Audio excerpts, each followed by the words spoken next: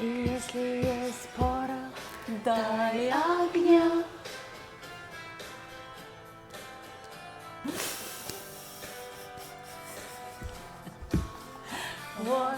Все, Цoy, ты жив. Heç elə bil yox idi, quş kimi uçub getdi. Zosi tık oldu. Hə, baby. Hazırsan. Sən gəldin, o qapıdan girdin.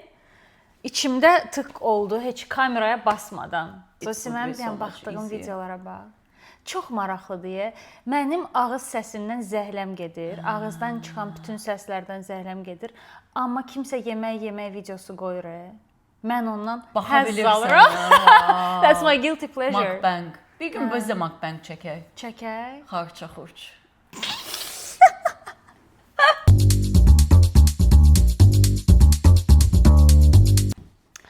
Hamıya salam. Gəlmişik yenə bir mövzudan başqa mövzuya keçməyə dedik. Bəlkə darıxmısınız?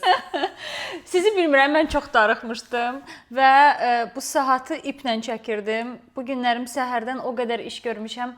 Deyirdim, ayda bu rutin işlər nə vaxt bitəcək? Bir axşam gəlsəydi, Zosim gələrdi, oturardıq oyla, sizlə, hamımızla bərabər boş-boş danışardıq. Sizə maraqlı olan mövzulara da danışardıq. Bu günlərim epizodu sizin bizə göndərdiyiniz mesajlar, kommentlər əsasında açmaq istəyirik və qərara gəldik ki, son epizodumuza, son deyil, onun bir əvvəlki epizoda bir nəfərin kommentini oxuyaq və bu haqda müzakirə edək, çünki mənə gəlir bu hamıya maraqlı olacaq. Tək Amerikaya köçənlər üçün deyil, ümumiyyətlə xaricə köçən insanların hamısı həyatının hansısa dönəmində bu sualı özünə verir.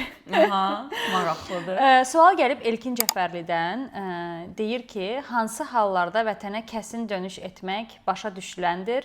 Biraz bu mövzuya toxunun imkan olsa.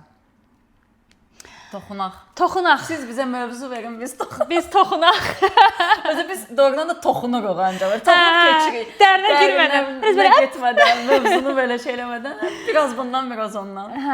Stoliçni salat. Maraqlı sualdır Zosi və 100% əminəm ki, sən də Amerikada yaşadığın hansısa, yəni bu dönəmdə özünə bəlkə hansısa periodda bu sualı vermisən. Çünki mən 100% vermişəm bu sualı özümə. Necədir sual? Necə köçmək?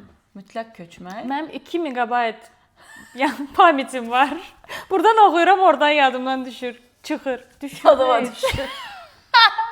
Yadımdan aslında yadımdan düşürdü də, çıxır, düşür. Yadımdan düşür əslində çox məntiqlidir. Demək olar, yadımdan çıxır nə deməkdir? Biz nəinki öz dilimizdə danışırıq, həm də dilimizə yeni sözlər gətiririk. Tak что yazın bunu bir kənara. Deyir ki, vətənə kəsin dönüş etmək başa düşüləndir.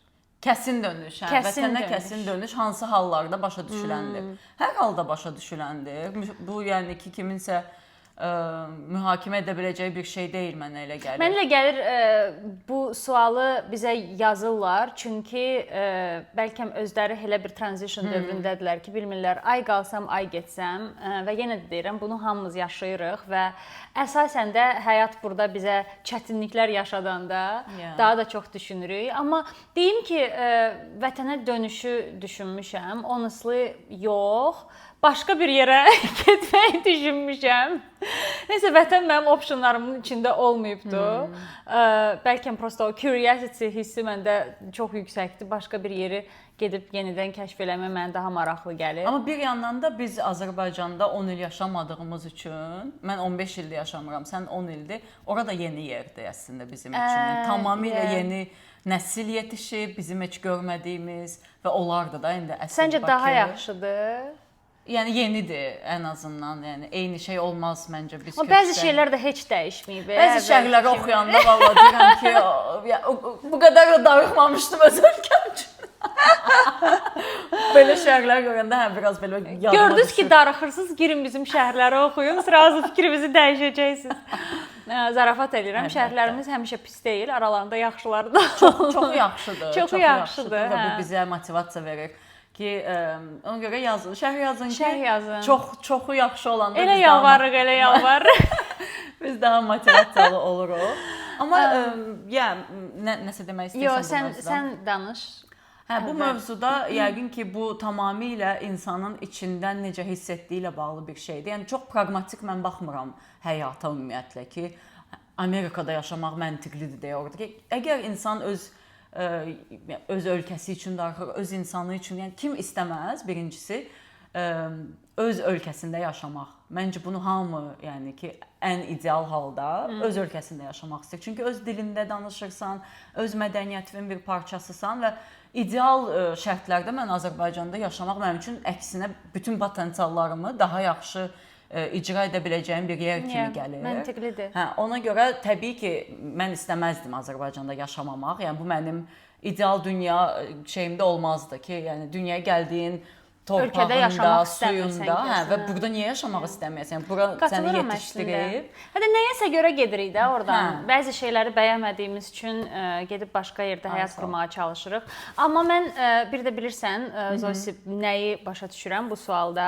Ümumiyyətlə Azərbaycanda, tək Azərbaycan deməyim, bəlkə başqa mədəniyyətlərdə də bu var, amma bizim mədəniyyətdə əlhəsus bunu hiss eləmişəm.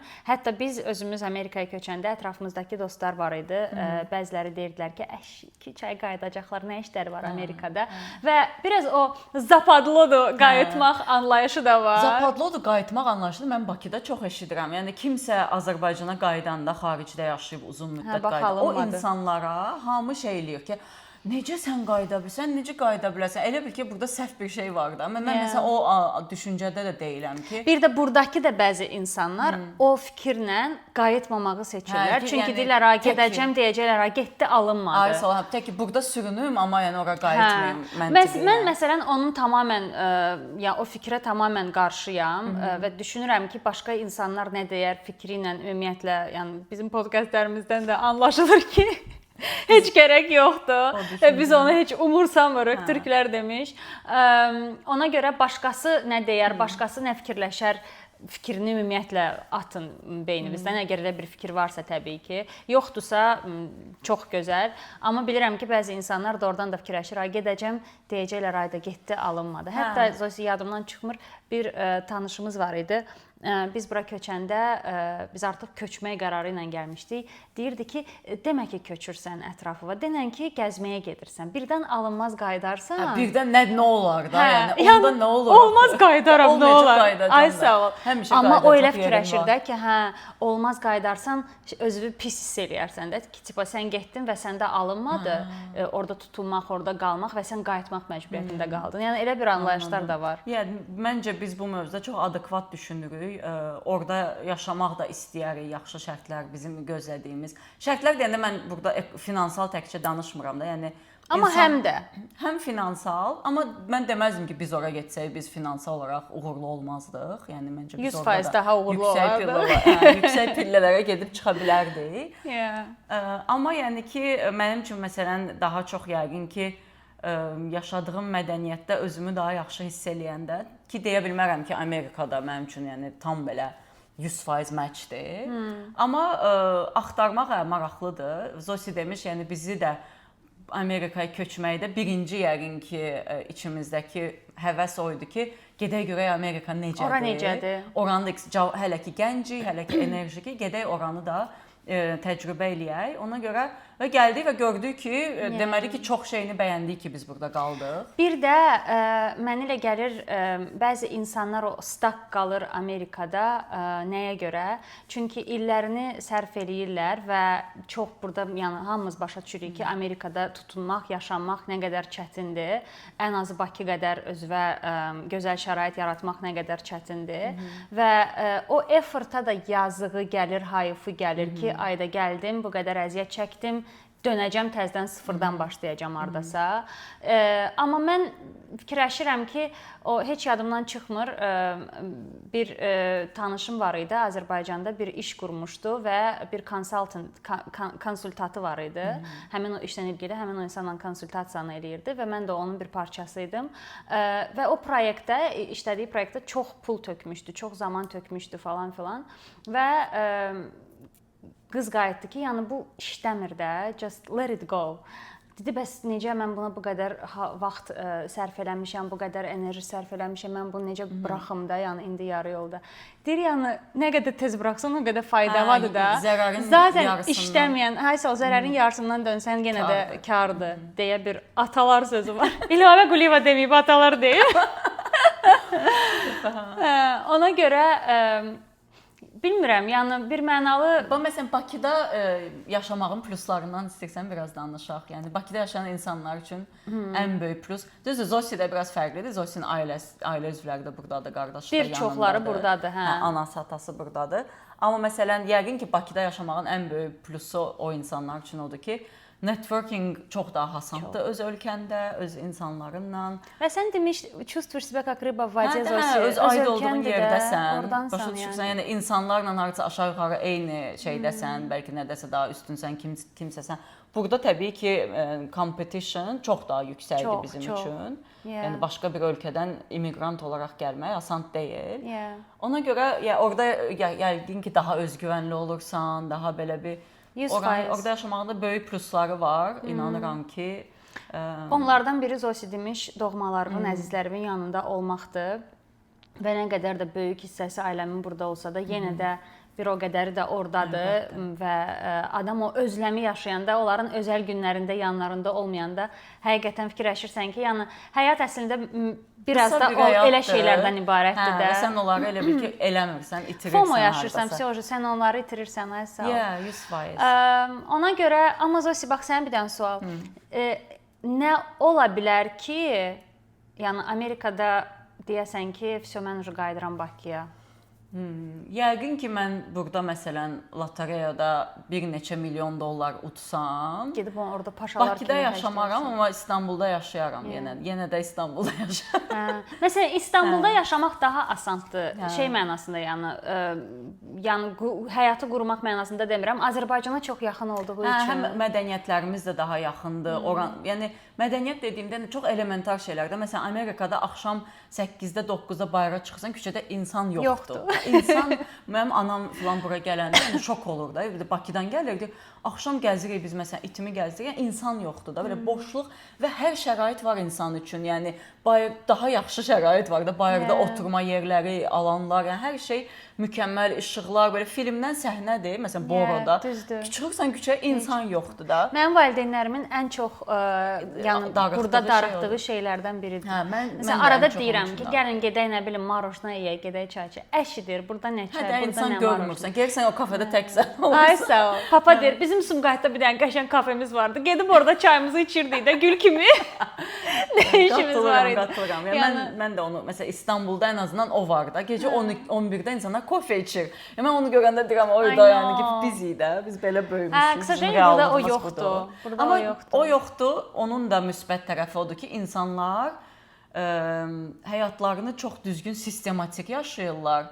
Və məsələn, insanlar düzdür, şəhərdə, kafedə çox gəzmirlər, amma tutaq ki, hayklara gedirlər. Buranın da məsələn, mənə qazandırdığı şey odur ki, məsələn, deyirsən, bu insanlar hardadır, sonra gəlirsən meşəyə, görürsən ki, insanlar, yəni ki, həmin o sənin şəhərdə axtardığın o insanlar hamısı ya hayk eləyir, yəni heyvanları ilə piknikdədir, oradadır. İnsanlar çox bayırda, meşədə, təbiətlə çox iç-içə yaşayır. Təbii ki, buranın təbiəti də imkan yaradır. Onu deyəcəkdim. Məsələn, Azərbaycanda hayk.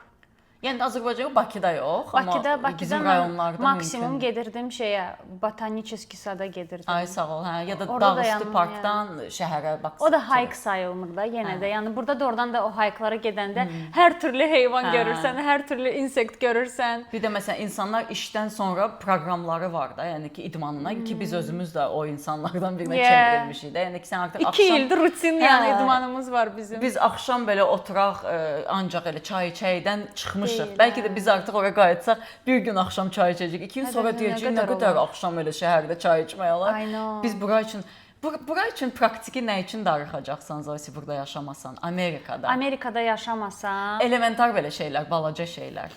Məsələn, əgər Bakı ilə müqayisə eləyirəmsə, yəqin ki, buradakı maşın sürmək komfortundan ötürü darıxaram. Çünki Bakıda inanılmaz çətin idi. Mən orada Bakıda öyrənmişəm maşın sürməyi, amma heç vaxt yollara tək çıxmamışam və ilk burada yəni yollara çıxmağa başlamışam. və yəni mənə bəzən danışırlar Bakıda insanlar necə maşın sürür. Elədir, Deyirəm o çox nə, mən çətindir. onu orada eləyə bilmərəm. Yəni praktiki yəqin ki bu yol mədəniyyəti burada çox yaxşıdır o cəhətdən. Başqa mən buranın o coffee shop culture-larını da sevirəm Zosi. Mən də çox Bilirsən nəyini sevirəm? Onun sadəliyini sevirəm. Mən bilirəm ki məsələn Bizdə bilsən nə var? Sonra sözümü kəsdim. Mənim qızlarım gedirlər.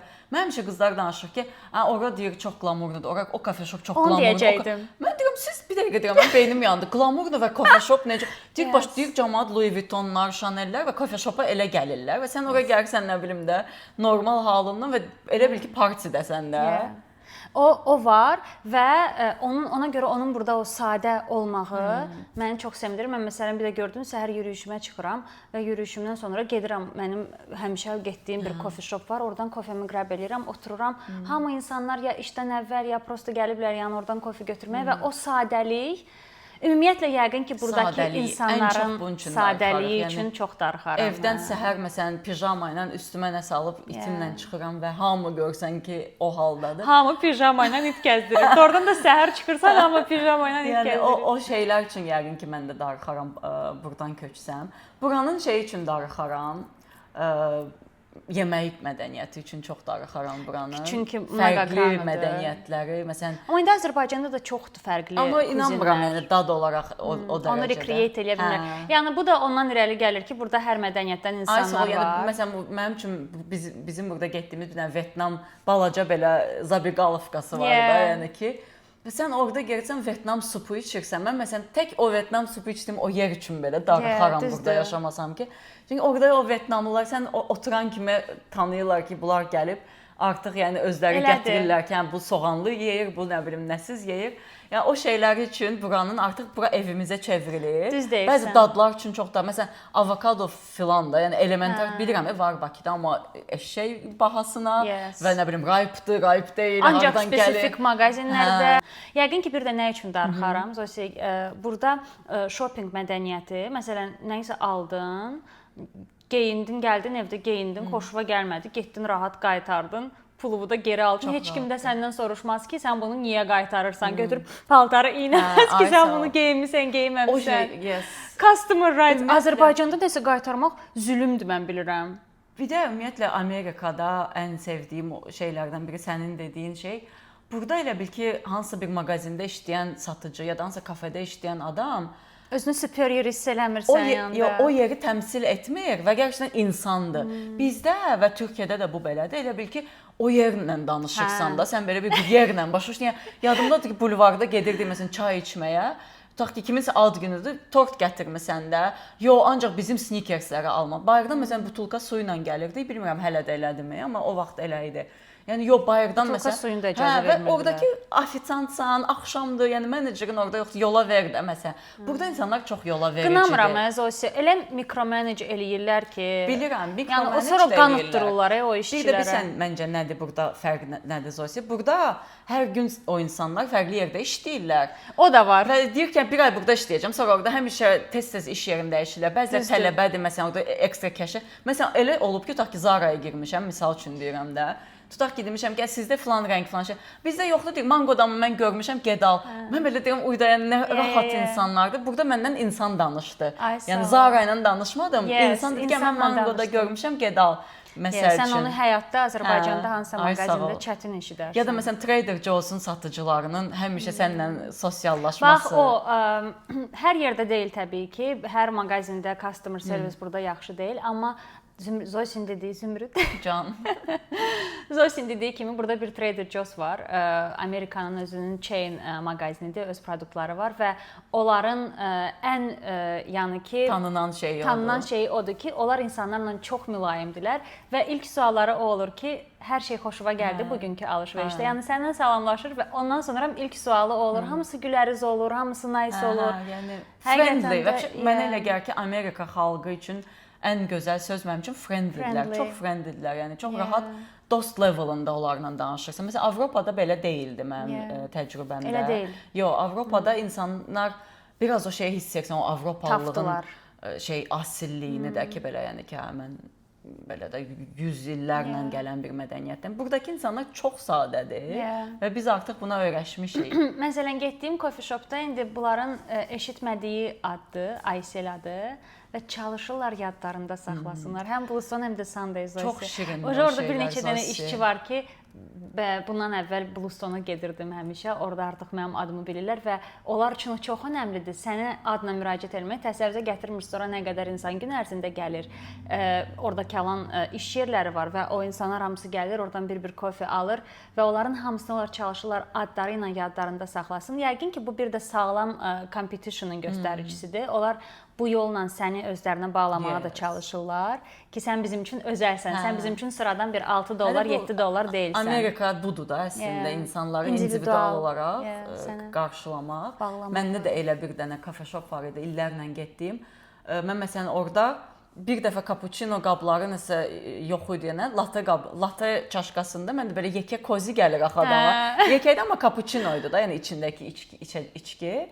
Və oğlana dedim ki, mənim çox xoşum gəldi də bu şeydə içməyə. Məsələn, ondan sonra haçan mən cappuccino zakaz etsəm, mənə latte qabında verdi, yadında sal. Hətta bir dəfə o menecer oradaydı da və gördü ki, mən gördü cappuccino istədim, oğlan latte qabında verdi. Dedi, sən niyə deyir buna? Dedi ki, o elə xoşdur, o elə tərcih edir. Və bir dəfə demişəm, yəni mən xüsusilə ondan istəməmişəm həmişə. Bax, belə şeylər adamı doğrudan çox isidir içini. Yəni səhər həmin o qızın sənə gülərüz baxmağı, sənin adını deməyə çalışmağı yadına salır və artıq yadlarında qalır. Yəni ay sağ ol. Mən sonra oğlanla dost oldum, illərlə biz belə məsələn filmə gedirdik, eyni həftə eyni film çıxmışdı da, tutaq ki, bir-birimizə danışırdıq. Yəni bu film belə idi, aktyor belə oynayır falan. Sonra ondan intervyu belə aldım, yəni doğrudan deyirsən. O qədər belə yaxınlaşdıq ki. New Yorkda Hə, New Yorkda. New Yorkun insanları da bir fərqlidir. Bir başqa. New Yorkda bir kitabçıya gedirsən məsələn sadəcə kitab almağa. Bir də görsən yarım saatda sən o adamdan birdən başlamısan, o yazıçıdan, bu yazıçıdan və oradan belə şey çıxırsan da, belə dolmuş çıxırsan ki, yəni xoşbəxt. Və ona görə kimsə deyəndə ki, coffee shop'a geyindim, keçindim, makiyajımı vurdum, samkamı götürdüm, yəni bir tədbir kimi coffee shop'a gedilmə kulturasını gülməli gəlir. Anlamıram yəni. Doğrudan da həqiqətən də başa düşmürəm, çünki burada o elə deyil. Biz sizi mühakimə elədik buradan. Bir azcıq. Başqa nə gəlir ağlıma Zosi? Bakı ilə, yəni bura ilə bağlı. Ya Bakıda yaşayırsan, birdən nə üçün darıxarsan? Burada, okey. Yəqin ki, texnologiyanın bu qədər ucuz və accessible olması. Məsələn, açırsan televizoru, Netflix, Prime Video, HBO, hamısı onun içində. Accessible-dır. Nə bilim, tutaq ki, təzə iPhone çıxır. Bizim üçün bu şey deyil də, məsələn, pul xərcləmədən biz gedirik köhnə telefonumuzu verib təzəsini götürürük. Yəni o qədər kolaydır. Yəni yeni iPhone aldın, amma xərcin $100-200 oldu. Çünki burada biraz o sistem fərqli işləyir. Çox rahatdır. Amerikanın olduğu üçün o produktlar Amerikada alışı-satışı daha rahatdır. Düz deyirsən. Bax onun bu şeylər üçün orada yəqin ki, öyrəşmişik ki, biz son texnologiyaya əksəsimiz var. O orada fərqli olardı. Amma məsələn bizdə insanlar piratski, pulsuz hər şey izləyə bilirlər. Onun üçün darıxır. O burada yoxdur. Bir də bu arada bununla bağlı bir dənə o dəfə Zosi şey gördüm ki, nə fərqlidir. Məsələn, Rusiyada bu çox rahatdır da. Yəni hamı piratski film izləyir. Kinopoiskdan baxırdım mən Bakıdaykən filmlərə. Amma Amerikada, Avropada, Yaponiyada bu çox pislənən bir şeydir. Və bunu da anlayıram ki, o da bir sovetski şeydən gəlir. Yəni sovet bildiyimiz nədir? Məsələn, sovet filmləri bu dəqiqə YouTube-da hamısı pulsuzdur. Çünki o dövlət yoxdur, hər şey və paylama üzərinə idi deyə. Onların məsələn, yəni bizim mədəniyyət onlar başa düşmürlər ki, buna mən niyə pul verməliyəm? Mən indi bu filmi izləyib ağıllanacağam ya da yaxşı bir şey qazanacağamsa, mən niyə bunu eləməyim pulsuz da? Yəni bunu niyə paylamayım? Niyə çox adama? Yəni yaxşı tərəfi var. Amma eyni zamanda da ziyan verir də. Ziyan verir ki, mən multimilyarder prodüserlərə, okey.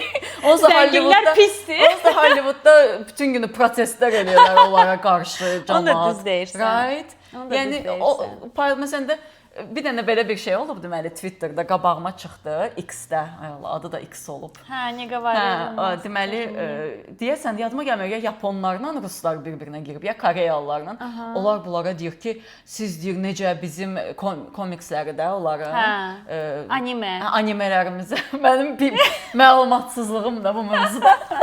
Siz necə bizim animelərə pulsuz baxarsınız, bu oğurluqdur, bu nə bilim nə. Biz deyir indi oturaq Dostoyevskinin kitabını gedib almayaq da onlayn şey deyək, siz istəyərmisiniz? Onun altında bütün ruslar durmadan pulsuz link göndərir. Veririk, oxuyun. Siz də ki Tolstoy oxuyun, Dostoyev pulsuz oxuyun. Biz paylaşmağa okey. Və mən indi sən deyəndə mən başa düşürəm ki, mən Amerikaya köçəndən belə şeylərə o qədər pul xərcləmişəm. Bəzən mən filmin arendasını evimdən oturub $4 pul vermişəm ki, baxım həmişə. Elə dedin ki, bəli, hər həftə biz filmlərə pulla $10. Və yaxud kitab.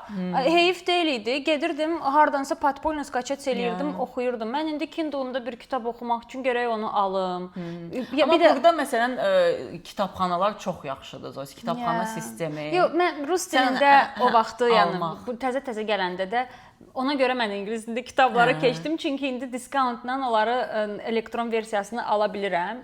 Paper kitab çox almıram, diskountla elektronları alıram.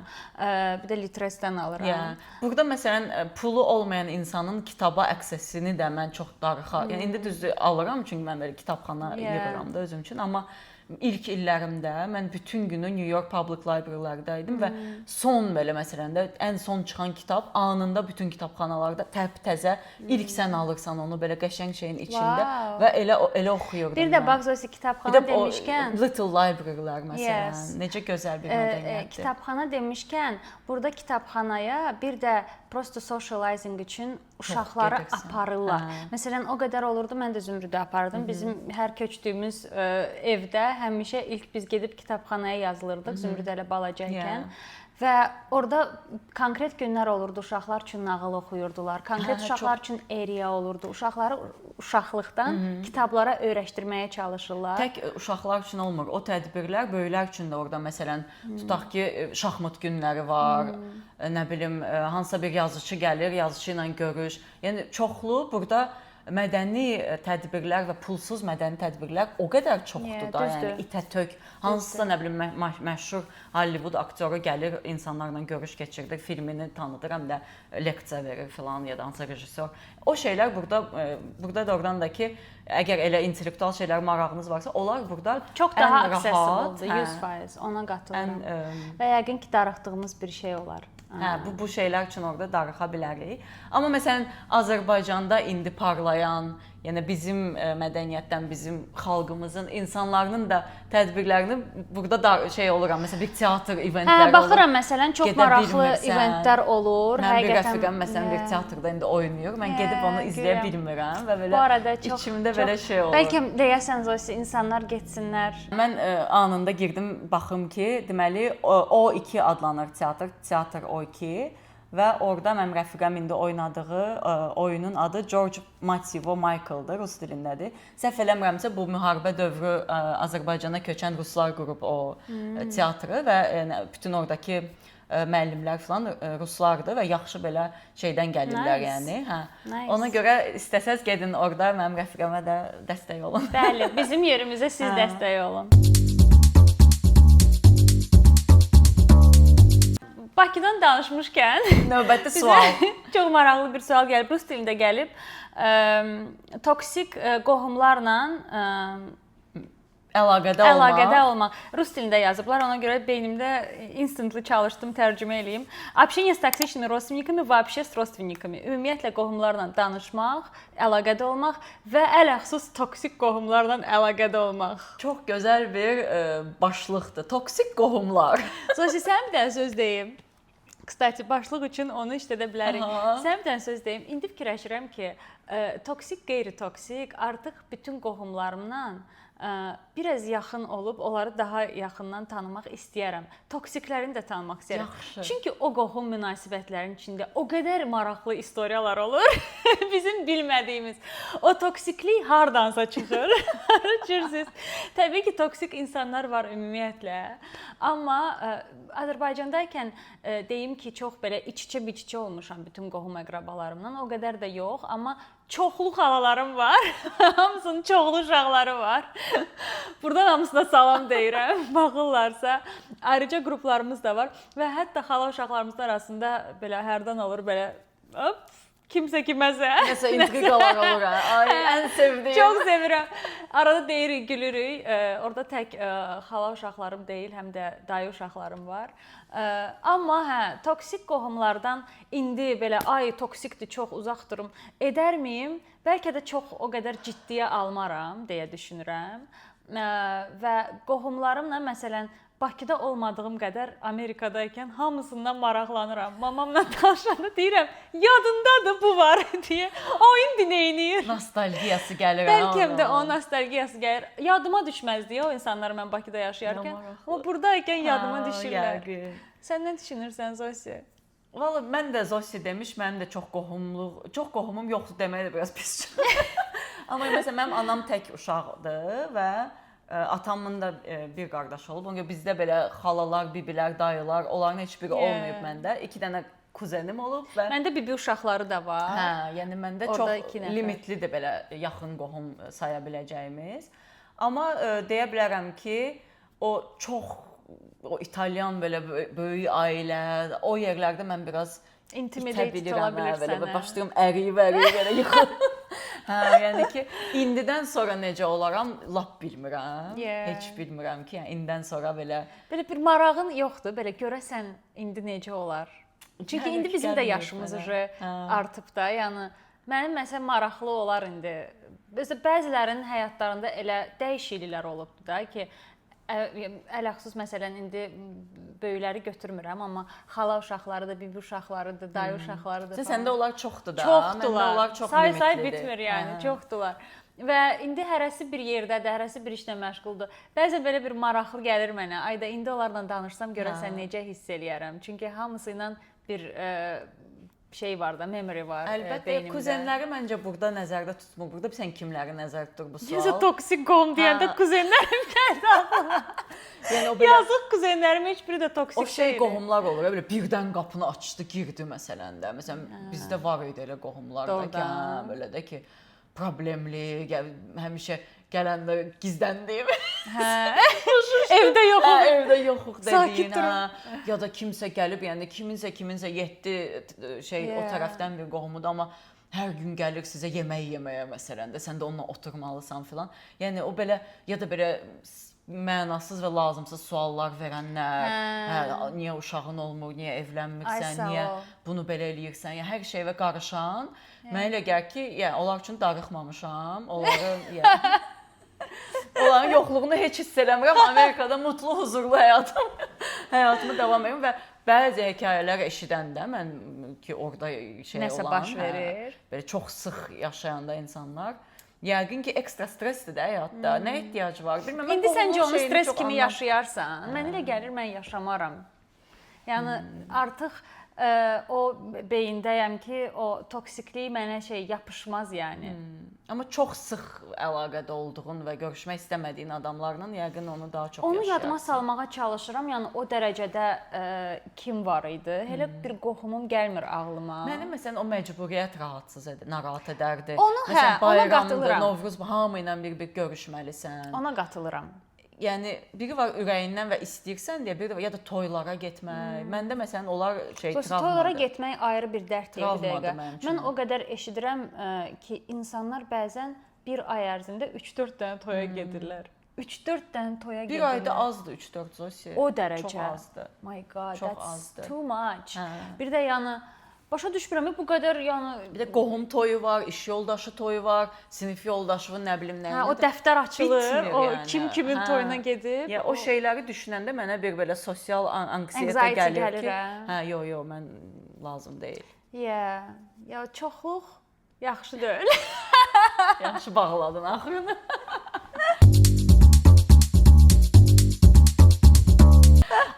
onlarla da məncə mübarizə aparmağın yolu var. Yəni mən Bakıda da yaşayanda görürsənsə ki, hansısa qohum sənə toksik enerji verir. Mən o şeyə çox inanmıram yəqin ki, belə qan bağı ilə birinə bağlıyamsa, məcbursan ona katlanmağa. O mənim üçün niyəsə qan bağı olmayandan daha özəl olmalıdır mənim beynimdə oturmayan bir fikirdir. Nə əlaqəsi var? Yəni mən bu adamdan ya xoşum gəlir deyə həyatımda. O qədər mənim elə məsələn qohumlarım var ki, hə də çox sevirəm, çox dost kimi də, yəni ki, qohumumdur deyə deyil. Biri də var ki, yəni qohumundur deyə, filan dayındır, bibindir, mütləq görüşməlisən. Ya da partnyorun bibisidir, dayısıdır, mütləq getməlisən onlara. O şeylər yəni mənim üçün şeydir də belə. Too much. Başa düşürəm nə demək istəyirsən. Bilmirəm, bəlkəm də mən bəlkəm sənin qədər rahatsız olmuram o çox qohum, əqraba ətrafında olmaqdan. Biraz darıxmış ola bilərəm bəlkəm də. Ola bilər ki, o darıxmaqdan yəni o xalalarımla vaxt keçirməkdən, o kuzenlərimlə vaxt keçirməkdən. Mən məsələn düşünürəm ki, tutaq ki, Bakıya tripimdə o elə bil ki, uzadıram. Postpon eləməyəndə ilk 10 fikirləşirəm ki, gərək hamıyla görüşməlisən. I have to postpone it. Hamısını bir yerə yığ, Zosi, sağ ol. Uf, ən pisi. Qoy qırsınlar bir-birlərini. Ən pisi. Elə bil ki, sən belə mən ümumiyyətlə o şeyləri sevmirəm. Məsələn, mən toyum da olmayıb da. Mən şey sevmirəm ki, belə gəlinsən, hamı sənə Nərmin gəlir, Amerikadan gəlib və bir hamı ilə görüşməlisən. Yəni biraz da uzadıram o gün gedişimi ki, sən Allah uzaqdan hamını belə storyline like eləyim. Öpüyorum. Bu qədər sosiallıq mənə bəs eləyir. Demək, siz də yazın, sizdə necədir? Azərbaycanda yaşayanlar ələxüsus, yəni o məcburiyyət hissi hələ də var, yəni o responsibility hissi hələ də var. Bayramda xalava zəng vur, bibivə zəng vur, dayıva zəng vur, nə bilim. Bir də bilsən nə çıxıb Zosi? Yəni biz məncə çox gənc idik orada yaşayanda. İndi artıq o yaşdayıq ki, məsələn hansısa uzaq qohumuvun yas mərasiminə də artıq biz getməklə hökmlüyük. Bizim generation. Və biz getməyəndə bu uzun-uzun müzakirə olunan bir şeydir, Zosi. Yəni məsələn başa düşdün əvvəllər o idi ki, ana-anadan gedirdi. Mən onu da başa düşmürəm. Bax məsələn burada nəyi başa düşmürəm? Okay, biri rəhmətə gedir, Allah rəhmət eləsin və həmin o insan, yəni o iki əllə yerləşəcək qədər qohum olur da, yəni birinci dərəcəli kim ki lap çox üzülür və o insanlar o üzüntünü yaşamaq üçün o crowd-a ehtiyacları yoxdur da. Tam tərsi adam orada solitude istəyər. Adam orada o istəyər ki, o acını yaşasın, o yəni ki digest eləsin, başa düşsün ki, o insanı itirdi. Yoxsa başı qarışır, biraz nə bilim, aş qutardı, çay dəmlə, ikinci samavarı gətir. O vaxtı mən bu haqqda nənəmlə danışmışdım. Nənəm deyirdi ki, qızım sən başa düşmürsən. Bunu deyir, spesialni fikirləşiblər. O cümə axşamları var, Zosi, cümə axşamları var. Ki o şey kop eləmək üçün. Busy, insanı busy saxlamaq üçün ki, copingına daha rahat olsun. Bəlkə də psixoloji bunun artıq o öyrəşdikləri şey odur deyə. Amma mən məsələn bizim Amma öldüyü günün də səhərisi aşla, çayla uğraşmasın da bir zəhmət. Bizim məsələn yas mədəniyyətimizdə mənim ən sevmədiyim şeylərdən biri o ağladan bir insan var. Onun işi gəlib insanları ağlatmaqdır. Yəni bilmirəm, yəni doğrudan elə işləyir görəsən. Yəni görəsən psixologiyada bu belə işləyir ki, yəni kimsə gəlibsə, ya bəlkə doğrudan mən içimdə bu nə bilim də bir də Zosi onlar elə ağlayırlar ki, adam ağlayır. Yəni o grief nədir Azərbaycan dilində? Yas tutmaq. Yəni yas tutmanın mərhələləri var da. Yəni qəbul eləmə, qəbul eləməmə, sonra qəbul eləmə, şok olma. Bütün bu mərhələlər bizim bütün dünyada hamıda eynidir. Yəni bizdə nə oldu? Sən hələ qəbullanmadan səni ağladırlar. Belə ki, otur ağla. Daha yaxşıdır görəsən. Mənə çox maraqlıdır ki, yəni o ekstradan süni yolla insanları ağlatmaq. Süni deyirsən, mənə o bütün o proses süni gəlir də. Məsələn, gəlir o insanlar, cümə axşamıdır, nə bilim nədir, whatever. Gəlirlər, otururlar, 2 dəqiqə onlar cəmaət ora gəlir sosiallaşmaq üçün. O şey deyir deyə. Yemək üçün, sosiallaşmaq üçün. O birisini gördün makiyajla gəlmişdi. O birisini görəsən qızı evləndi. O birisini görəsən oğlun uşağı oldu. Cəmaət gəlir ora, həmin o insanı yola salmaq üçün deyil, prosta sosiallaşmaq üçün. O qədər entertainmentlər azdır ki. Çox adam bəlkə tanımır həyatında görməyib, amma gəlib getmək lazımdır. Aşımı yeyim və söhbətimi eləyim. O deyirlər, ayda 10 yaşında aş çox dadlı idi. Ümumiyyətlə, yəni bilmirəm də. Ürəyim halva istədi, Zosi.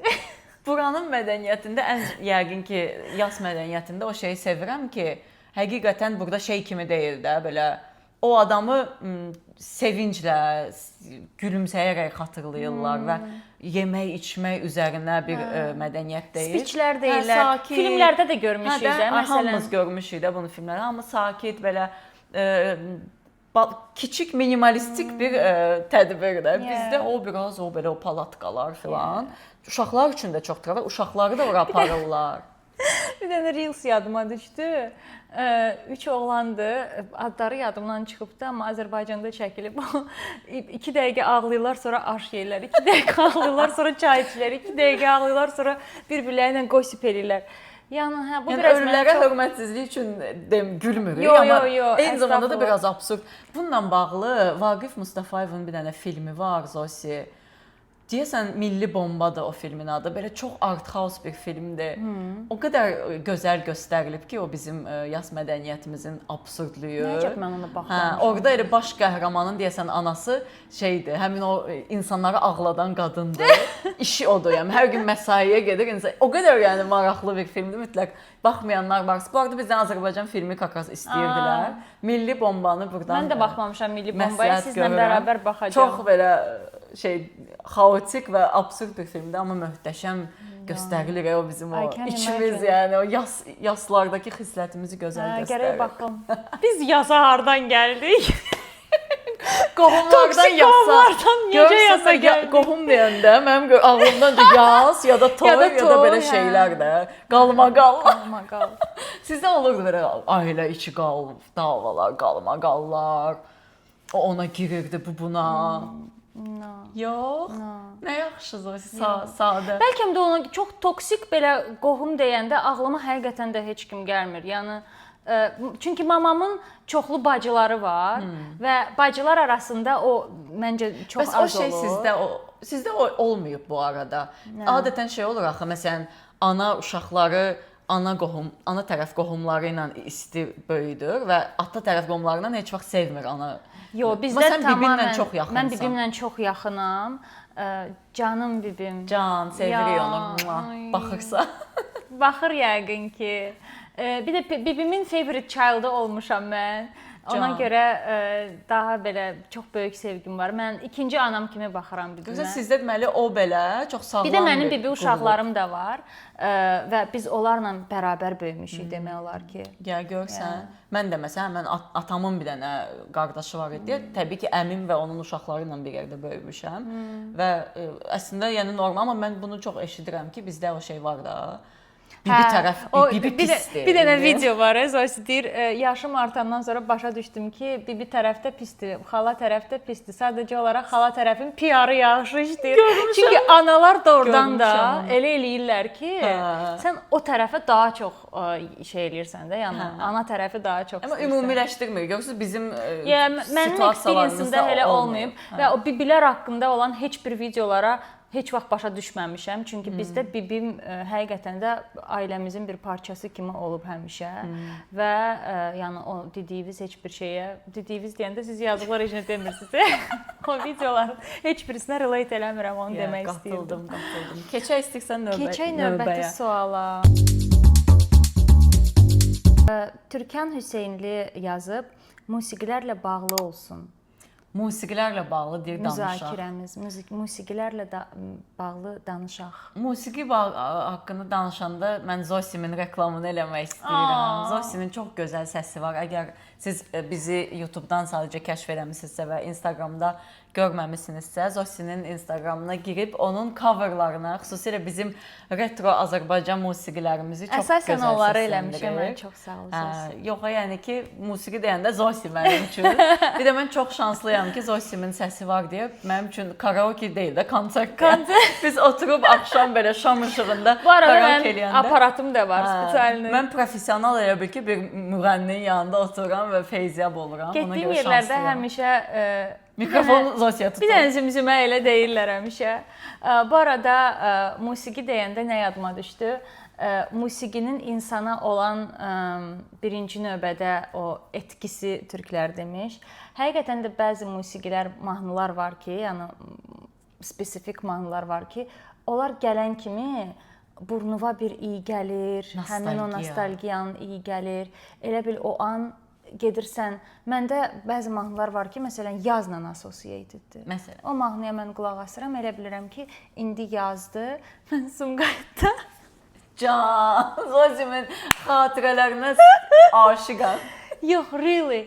Sumqayıtda bir dənə elə bil ki, o səhnə mənim gözümün qabağındadır. Əminəm ki, hamıda elə bir səhnə var, gözünün qabağından getməyən. Var. Biz orada nərgiz gülünü çox alırdıq. Yaz gələndə həmişə bizim evdə vazada nərgiz gülü olurdu. Onun da iyi qəşəng yayılır axı. Və o balkonu açırdım mən həmişə. Oradan o külək gəlirdi, o nərgiz gülü, o view, o coziness. Hansı mahnı? Dima Bilanov. Dima Bilanı sevirik, çox sevirik. Mən Dima Bilanın uşaqlıq kraşlarımızdan Mən Dima Bilanın fanatı olmuşam. Yəni mənim bed frame-imdə Dima Bilanın adını nakleykalarla mən yapışdırmışdım. Ölürdüm onun üçün. Böyüyəndə o ərə getmək mənim uşaqlıq arzum idi. Mən də çox sevirdim. Dima Bilanın mahnıları olub Zosi. I know. Amma Zosi, o günlərim Zumba da, o gün deyəndə bir neçə həftə bundan əvvəl biz illərdir Zosi ilə Zumbaya gedirik və həftənin 2 günü konkret getdiyimiz instruktorlar var. Brinin dərsindən sonra stretching vaxtı Hotel California qoşdu. Onu neçə vaxtı qoyur Bri, hə? Və mən o stretchingi eləyə-eləyə ağladım. Təsəvvürə gətirin o Zumba enerjisindən sonra ki, Zumbada yəni başa düşürsüz də necə mahnılar, hansı enerji falan filan, amma o mahnı gəldi və mən stretching eləyə-eləyə başa düşdüm ki, mən o gözüm yaşlarımı kontrol eləyə bilmirəm. Nə gəldi xatirə olaraq? Ümumiyyətlə o mahnı mənə çox sərt gəlir. Yəni o mahnını eşidəndə həmişə içimdə belə bir bilmirəm, belə bir buruqluq hiss eləyirəm. Bir o mahnı, bir də Sting'in Fragile mahnısı var. Ağlayacağam. O serial ondan Yeah, bitdi. kстати, Adolescence serialına baxmısınızsa əgər, o serial da o mahnı ilə bitir və yəqin ki, baxmısınız çoxunuz. Keçən ilin Netflixdə çıxan baxmamısınızsa mütləq baxmalısınız. Ən gözəl mini serialıdır. Hər insanın baxmalı olduğu tək seriallardan biridir mənim üçün, yəni masterpiece bir işdir.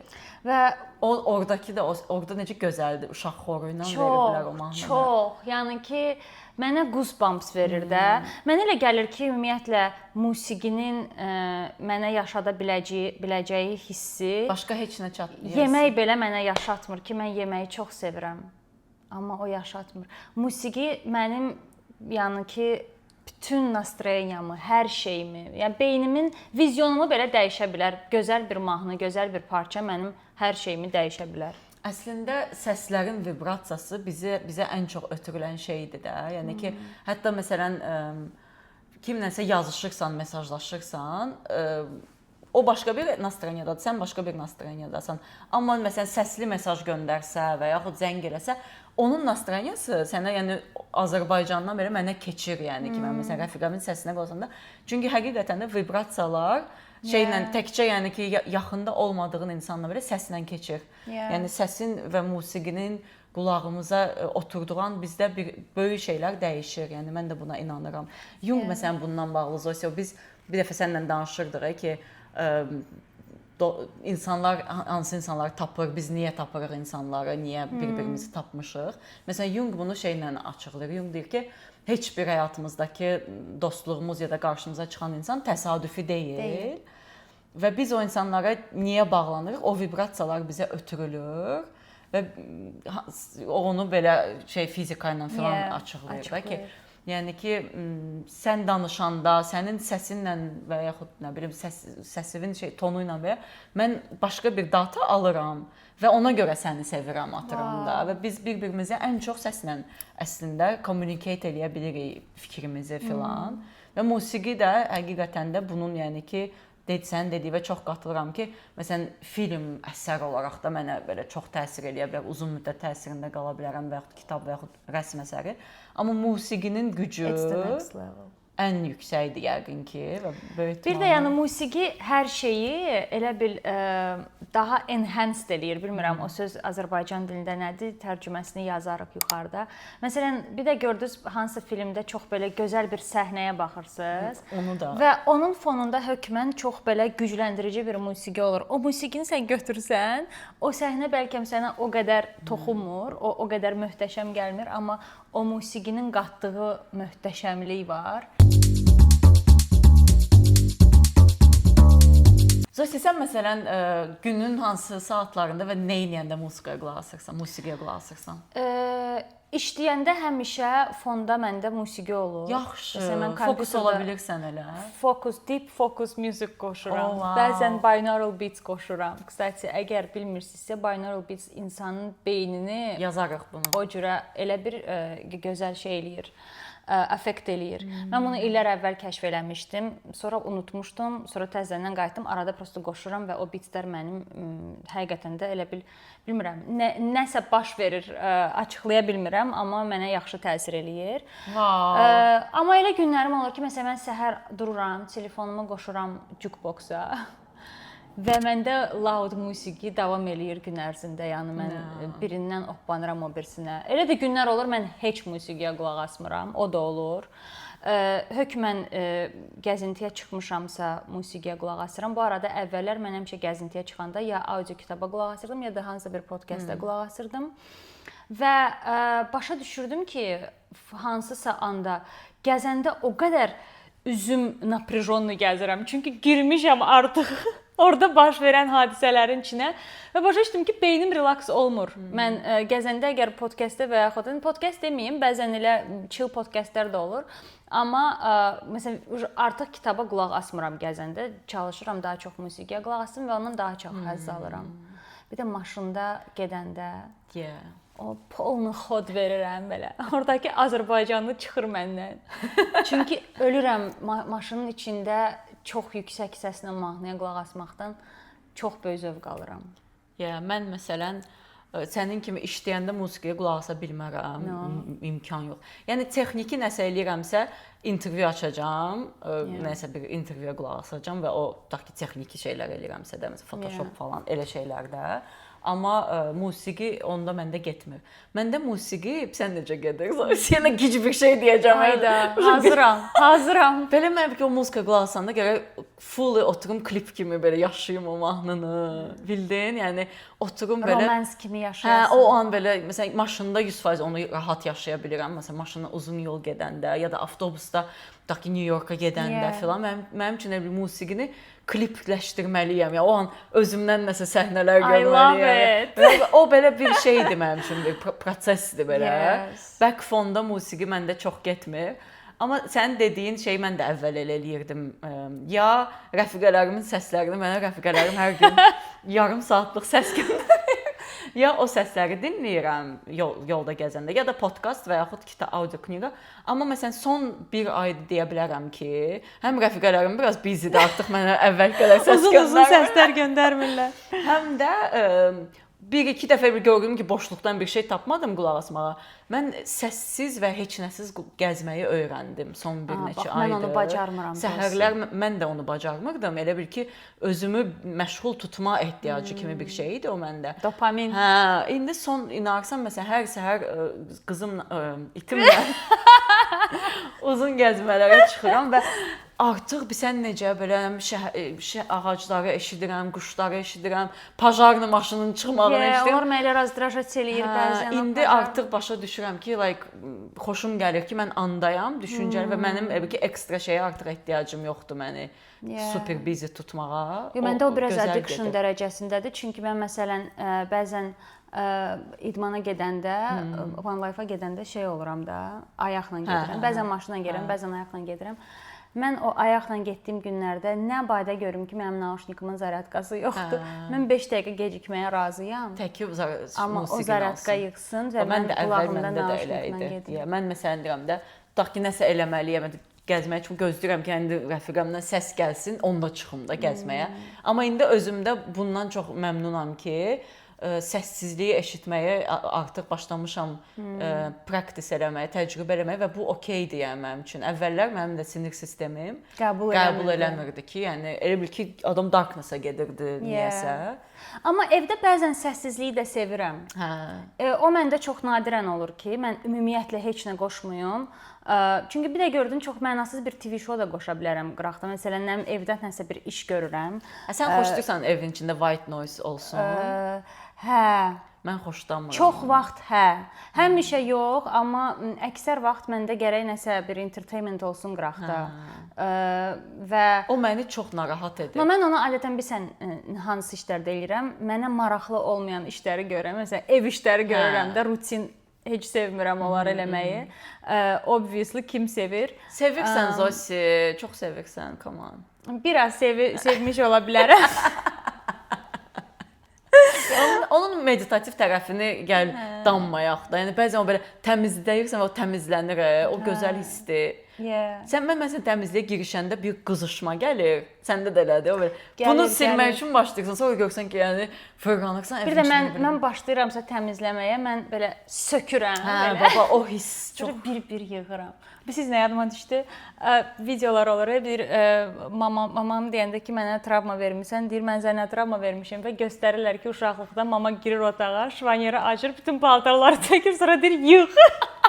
Mən onu yaşamışam. Mənim mamam bizə onu eləyirdi. Gəlirdi, görürdü ki, boş bekar oturmuşuq. Anə bayda kimsə boş bekar otursun. Açırdı şvanyeri, tökürdü paltarları. İndi uşağıq da, yəni birini çıxardanda 5-i düşürdü, dürtürdü ora. Onun da zəhrəsi gedirdi elə şeylərdən. Tökürdü, deyirdi, gəlin də yığışdır. Biz də işte paşa-paşa geyib onu yığışdırırdıq. Ona görə sən məsələn səliqəlisən, uşaqlıqdan ona trained olmusan. Mən çox Messiyəm məsələn, məndə yoxdur. Sən Messi deyilsən. Messiyəm. Harda Messi-sən? İtim var da, mənim itim Sən Messi deyilsən, sən Ronaldosan. Yapma böyle şakalar aşkım. Ölürəm də belə mənasız zarafatlar üçün. Bilməz miyim? Musiqidən bir danışaq ya. Məsələn, gəl şeydən başlayaq. Sənin üçün musiqi hansı musiqiçi ilə başlayır belə uşaqlıqda ilk memorylərin? Yenə deyəcək, uşaqlığı qayda bilmirəm. Yox, qayda bilirəm. Mənim üçün musiqi başlayıb Pink Floyd-la. Çünki mənim papam böyük Pink Floyd fanatı idi və bizim evimizə ilk alınan disk Pink Floyd'un diski olubdu. O Pentium 4 kompüterimiz olanda. Bizə ilk alınan disk. Bu da mənim travmam. Nədir Zosi? Ukupnik. Ukupnikin diski. Atamın gedib ilk aldığı, o da belə eybəcər də deyirəm. Bilirsən də Ukupnik yadındadır Zosi. Özü yadımda deyil. Just search for his Who the fuck is Ukupnik? Ukupnik, Zosi. Ne манусы var? Никто его не знает. Зачем мой папа его слушал? Ukupnik. Sarışın böyle açkarık. I know him. Right. Papanın evə, yəni ki, yadımdadır ki, musiqili sentr, musiqili mərkəz deyirlərdi ona. İlk onu alanda evə 2 dənə disk aldı. Biri Whitney Houston idi. O çox gözəl idi. Başdan sona 100 dəfə. Bir də Ukupnik də, yəni. Mən oradan bir mahnı desəm, xatya yəni evə ilk gələn diskdir də, yəni yadıma düşməz. Bir də papam almışdı Candan Erçetin'in diskini. Ona da çox qulaq asırdı və illər sonra biz öyrənmişik ki, bunu da mamam bura gələndən sonra mənə danışdı. Dedi papan qoşur deyə bəzən Candan Erçetin'in mahnılarını. Deyirəm hə, deyir bizə niyə qoşurdu? Deyirdim niyə? Yox, akası bunlar aralarında dalaşanda papa bağışda sözün nə badı? Kişi nədir, bağışda nədir? Are you kidding me? Qoşurdu onu ki, tipa sevgi, я məhəbbət. тебя простил. Mama üçün qoşurmuş onu, başa düşdün. Candan Erçetin'in mahnıları. Bahar mahnısı var idi onun. Bir dənə mahnısı var idi. Adı yadıma düşməyəcək, zümzüm elədim beynimdə. But anyways, Pink Floyd-la başlayıb. Pink Floyd-la bir də mənim özümün bir dənə kasetim var idi. O vaxtı mən Fabrika Zvezda çox baxırdım.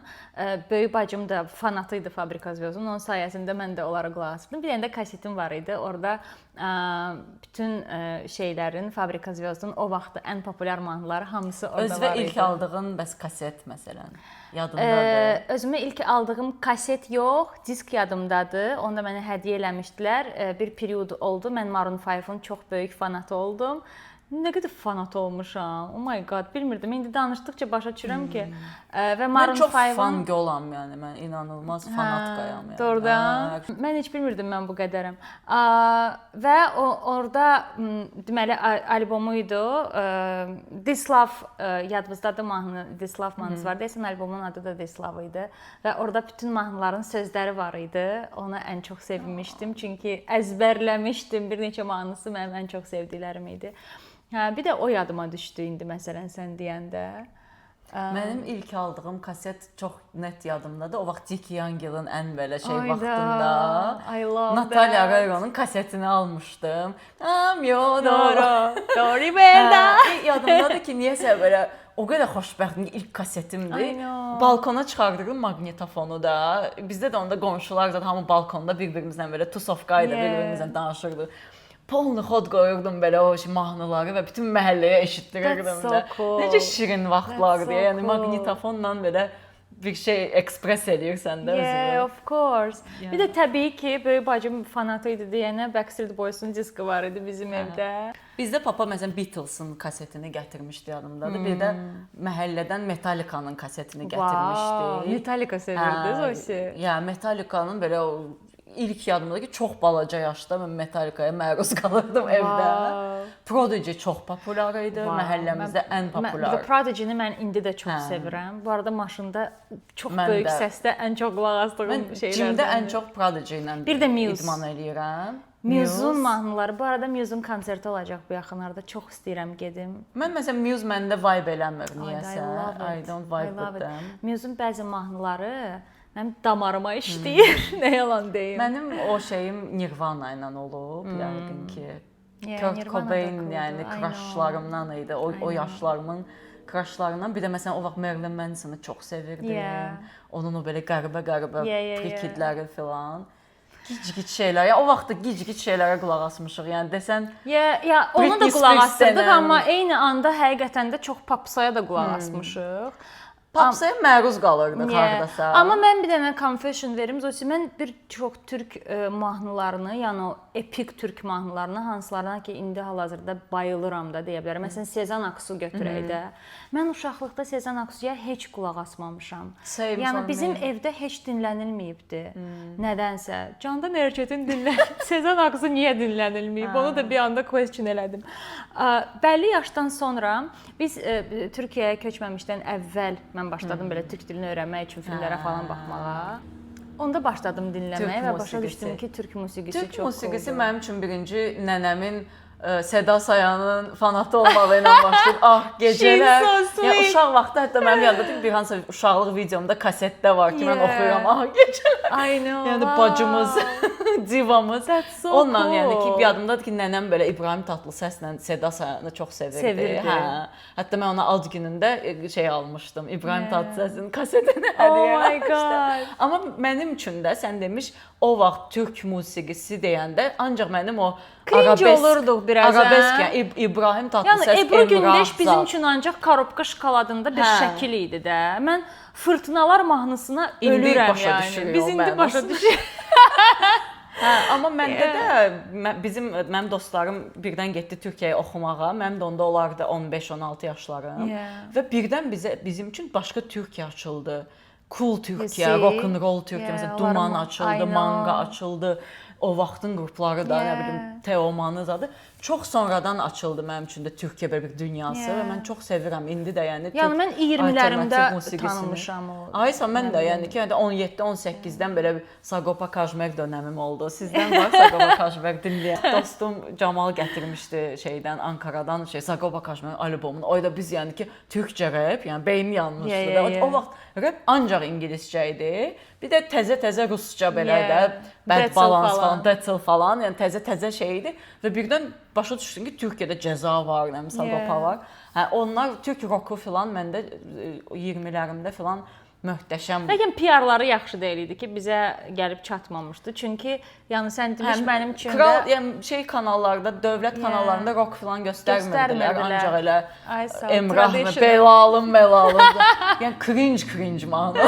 I know. Mənim üçün türk mahnıları həqiqətən də cringe sayılırdı. Yəni mən şey Bir baxırdım yandan da da belə. Zosi, bir yandan da o şey təsiri də bizdə ruski sektor biraz şeylərdə ay çuşqar. Amma o rus dilli qızlarımız evə gəlib sonra türk seriallarına baxırdı. Hamısı, Baxırdılar. hamısı. O vaxt türk serialı var idi Zosi. Biz baxmırdıq, onlar baxırdı. Mən ancaq uşaqlıqda Dick Yangela baxmışam. Yo, uşaqlıq demirəm. Ona da gizlincə baxmışam. Gəncliyimiz. İcazə vermirdilər. Dick Yangel, of Dick Yangel mənim həyatımın serialı idi ya. O Doğrudan. qədər sevirdim mən o serialı. Mən də çox sevirdim, amma icazə vermirdilər mənə baxmağa. Necə günorta gedən serial idi ay Zosi o. Yox da, bibim icazə vermirdi. Musiqidən Dick Yangela getdi, çıxdı. Natalya Arero I dedim. know. Amma o Bəlkə həyatında getdiyin və ən zövq aldığın konsert. ən zövq aldığım konsert. Yəqin ki, mənim üçün ən ürəyimdə qalan Zemfira olacaq. Mən də onu deyəcəydim, Zosi. Biz Zosi ilə bir yerdə getdik, New Yorkda, Madison Square-da.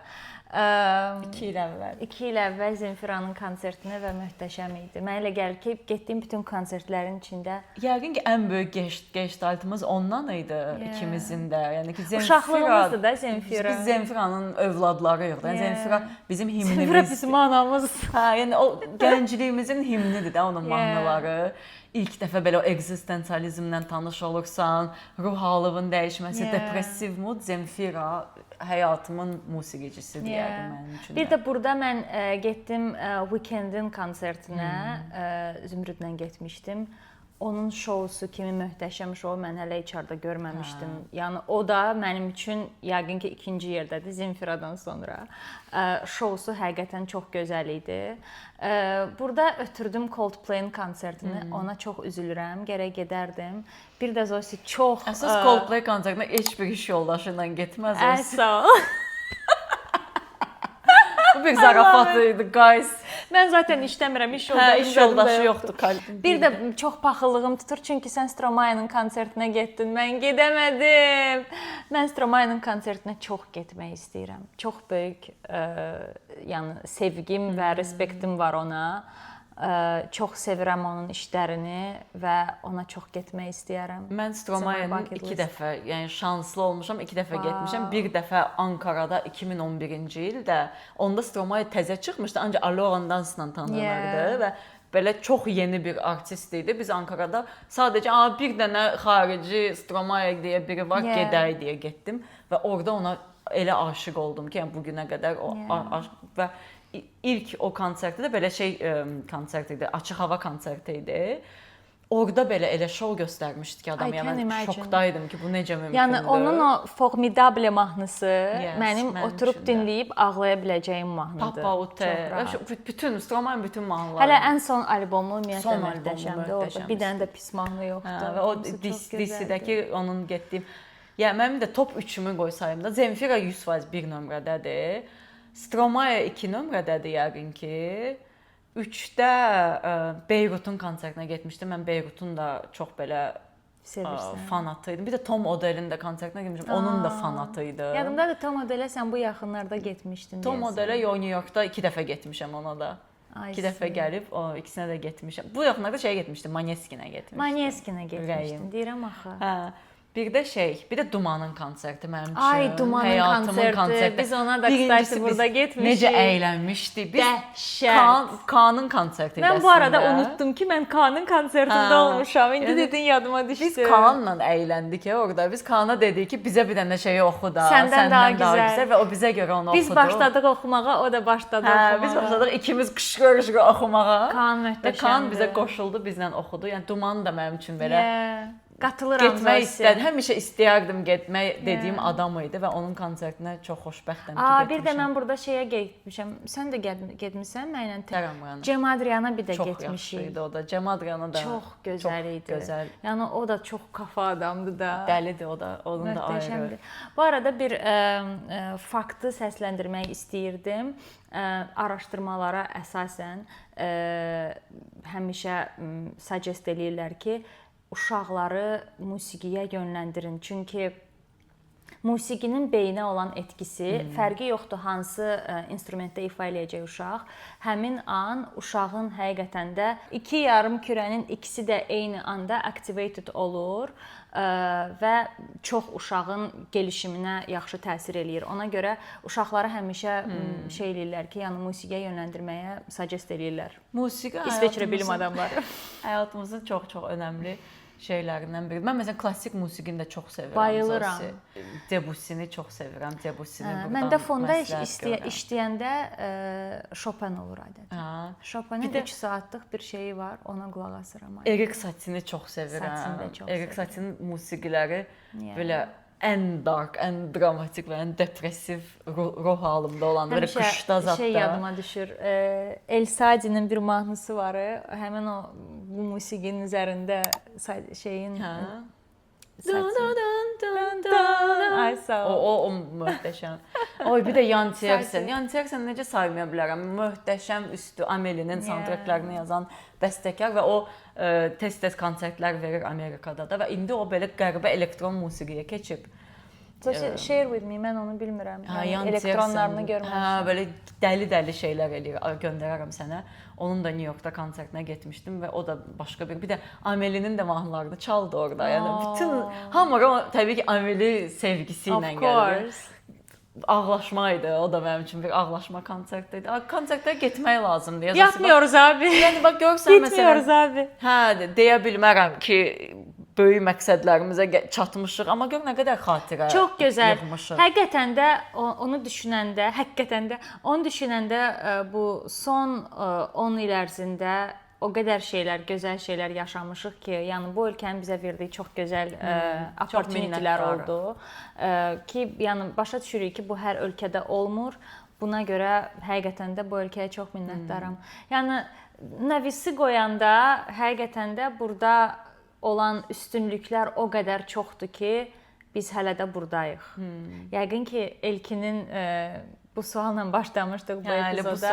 Bu sualla da bəlkə bağlayarıq. Yəqin ki, hələ də burdayıqsa, deməli o çəkiyə qoyanda, o tərəziyə qoyanda görürük ki, burada qalmağa səbəb daha çoxdur. Ki, danışdıqca yadımıza düşür ki, bizim burada saysan bitmir də, yəni yaşadığımız gözəl təəssüratlar, aldığımız şeylər. Bir də təbii ki, burada biraz personality də girir işin içinə. Kimsə deyir ki, mən ev aldım o sırada, mən bağ tikdim, mən nə bilim nə edim. Sən elə konsertlər. Mən elə konsertlərə getmişəm. Amma yəni mənim mental xoşbəxtliyim budursa, yəni təbii ki, mən sadəcə düşünürəm ki, yaşadığın yerdən asılı olmayaraq bu həyatdakı bu gözəlliklərdən harda olursan ol faydalanmağa çalışmalısan.